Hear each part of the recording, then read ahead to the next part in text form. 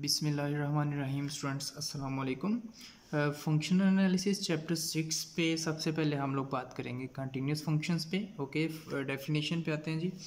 Late x d and y d dash, ये दो metric spaces हैं, two metric spaces and a जो है वो एक्स का कोई subset. Let a be limit point of a, कि हम जो ए जो है एक्स का सबसेट, हम इसका एक लिमिट पॉइंट लेते हैं और इसी पे हम फंक्शन के कंटिन्यूस होने की बात करेंगे। A function f from x to y is said to be continuous at a if for a given epsilon greater than 0 there is a real number delta which depends on epsilon. Okay, delta depends on epsilon such that for all x belongs to x, if distance of a and x is less than delta, implies d dash means distance in function in space y. देखें, याद रखें, हम अभी तक तो इस distance का मतलब है हम स्पेस x में, और यहाँ पे डी डैश जो है वो किसकी मीट्रिक है, वाई की मीट्रिक है। तो हम स्पेस वाई में चले गए हैं, तो distance of A and x is very very less. तो ए और एक्स का डिस्टेंस अगर वेरी स्मॉल है तो इन दोनों की फंक्शनल वैल्यूज जो कि वाई में चली जाएंगी उनका डिस्टेंस भी वेरी वेरी स्मॉल होना चाहिए। अगर ऐसा होगा तो फिर हमने फंक्शन को कंटिन्यूस करना है। ठीक है जी, दोबारा से कि अगर ए और एक्स का डिस्टेंस वेरी वेरी लेस है तो फिर इन दोनों पॉइंट्स की फंक्शनल वैल्यूज़ का डिस्टेंस भी वेरी वेरी लेस होना चाहिए। ओके, अगर ऐसा होगा तो हमने कहना है this function f from x to y is continuous function. Okay students, हम एक थ्योरम पे आते हैं जी। Let x and y be two metric spaces and f from x to y be a function. कि हम फंक्शन कंसिडर करते हैं x से y तक, then f is continuous at a point a in x if and only for all sequences xn in x which converges to a, the sequence f of xn converges to f of a. Okay, पहले हमने statement को समझना है। देखें, if and all if के साथ theorem है, तो ये एक्स वाई दो मेट्रिक स्पेसिस हैं और हमने इन दोनों के दरमियान में एक फंक्शन डिफाइन किया। ओके, तो अब if and all if part में हम क्या सपोज करना चाह रहे हैं जी, हम सपोज करते हैं, देखें, F is continuous at a point A, ये इफ़ एंड ऑल इफ से पहले वाला पार्ट है, और इसके बाद वाला पार्ट क्या है कि सारी वो सीक्वेंसेस एक्स एन के जो ए को कन्वर्ज करती हैं, इन सीक्वेंसेस की जो फंक्शनल वैल्यूज़ होंगी एफ ऑफ एक्स एन, वो एफ ऑफ ए को कन्वर्ज करेंगी। ठीक है, तो हम लोग सपोज करते हैं जी, इफ़ एंड ऑल इफ से पहले वाला part, suppose that f is continuous at a point A. Okay students, हम लोगों ने सपोज किया कि एफ फंक्शन जो है वो कंटिन्यूस है किस पॉइंट पे, एक्स के पॉइंट ए पे, ये हमने सपोज किया।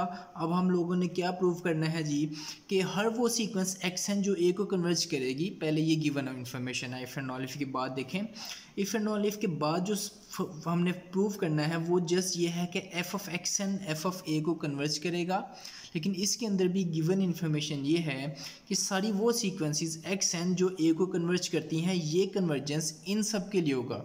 मींस हम लोगों ने पहले ये सपोज करना होगा कि एक्स एन कुछ ऐसी सीक्वेंसेस हैं कि जो ए को कन्वर्ज करती हैं। ओके, हम लोग सपोज करते हैं जी कि एक्स एन जो है वो सीक्वेंस है एक्स के अंदर विच कन्वर्जेस टू ए, कि एक्स एन जो है वो ए को कन्वर्ज करती है, तो यहाँ पे कन्वर्जेंस की डेफिनेशन को अप्लाई करते हैं।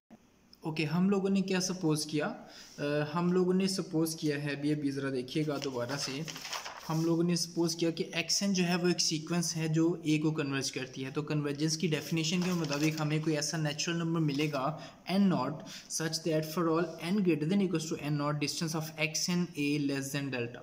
ओके, ये हमने कन्वर्जेंस की डेफिनेशन लगा दी। अब हमने ये भी सपोज किया हुआ है कि फंक्शन जो है वो कंटिन्यूस है। ओके, हम लोगों ने ये भी सपोज किया हुआ है कि f जो है वो कंटिन्यूस है। ठीक है, अगर f कंटिन्यूस है तो एप्सिलॉन के लिए कोई ऐसा डेल्टा हमें मिल सकता है सच दैट कि distance of x a less than delta employees distance of f x f a less than epsilon, means कि इन्हीं दोनों की फंक्शनल वैल्यूज़ का डिस्टेंस भी वेरी वेरी स्मॉल होगा। ओके, अब हम एक काम करते हैं जी, हम ना इसी स्टेटमेंट में क्या करते हैं जी, take x equals to x n in 2, कि हम इस स्टेटमेंट में x की जगह पे एक्स एन को लेते हैं and then by 1 and 2 we will have.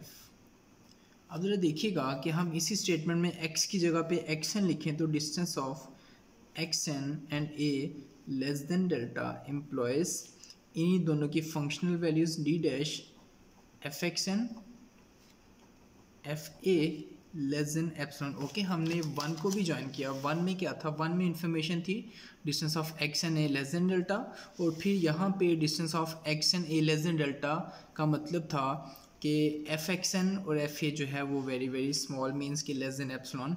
तो इसका मतलब क्या बनता है जी, इसका मतलब बनता है कि एफ ऑफ एक्स एन जो है वो एफ ऑफ ए को कन्वर्ज करता है। So f of x n converges to f of a. तो यही हम लोगों ने फर्स्ट पार्ट में प्रूव करना था।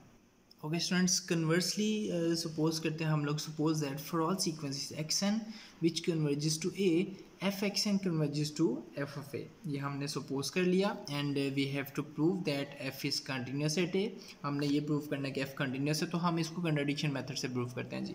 ऑन कंट्रारी हम लेट करते हैं कि एफ ए पे कंटिन्यूस नहीं है, let f is not continuous at a, then for some epsilon positive and for every delta positive हमें कंटिन्यूस ना होने की डेफिनेशन को अप्लाई करना है जी। Distance of x a less than delta but distance of f x f a greater than equals to epsilon. Okay, ये continuous ना होने की डेफिनेशन है। ओके, अब हम क्या करेंगे, इसी डेफिनेशन में ज़रा देखिएगा, हम डेल्टा की जगह पे चूज़ करने लगे हैं 1/n। ठीक है जी, n बेसिकली क्या है, natural number, so on. Okay, and choose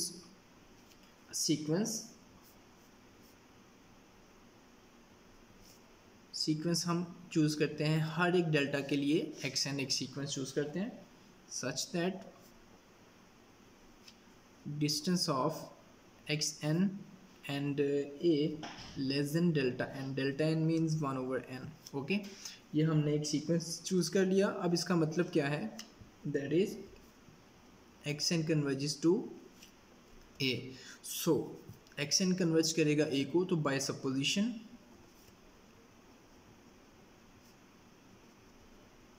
हमने सपोज किया by supposition f x n converges to f of a. ये हमने सपोज किया हुआ है कि हर वो सीक्वेंस जो ए को कन्वर्ज करेगा, इसकी फंक्शनल वैल्यू इस ए की फंक्शनल वैल्यू को कन्वर्ज करेगी, ये हमने सपोज किया हुआ है। लेकिन ज़रा देखिएगा, but take x equals to x n in 3, कि जो हमने अभी अभी सपोज किया कि जो कंटिन्यूस ना होने की डेफिनेशन हमने अप्लाई की हुई है यहाँ पे, इसी डेफिनेशन में अगर हम लोग x की जगह पे एक्स एन को पुट कर दें तो हम देखते हैं कि हमें कंट्राडिक्शन मिलेगी। For all n greater than equals to n not implies, जो देखिएगा distance of x n a less than delta but distance of f x n f a greater than equals to epsilon. अब इसका मतलब ये है कि f of x N जो है वो एफ ऑफ ए को कन्वर्ज नहीं करता।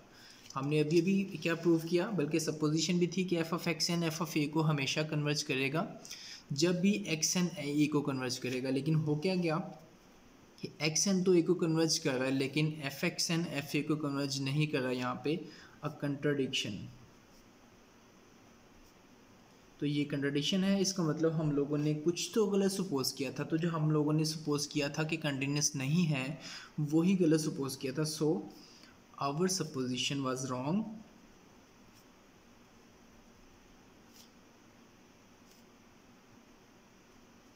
hence